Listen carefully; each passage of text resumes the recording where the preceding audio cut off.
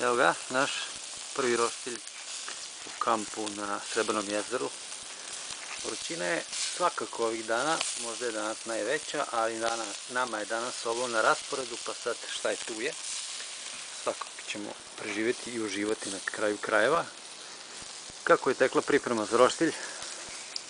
Priprema je dobro tekla. Mi smo stavili ovako ovde granje i unutra zapaljive kockice.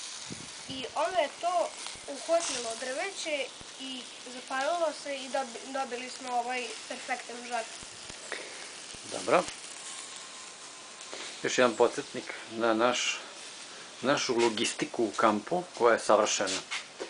Evo, u odnosu na našu poziciju šatora, tu je deo za pranje sudova, ali i ova radna površina koja nam omogućava lagodnost, a nema gužve, tako da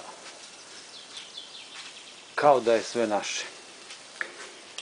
Eto, ako dolazite u kamp Srebrno jezero, moja iskrena preporuka je baš da dođete na ovo mesto. Uskoro ćemo morati da okrećemo mesto, pa vas pozdravljamo.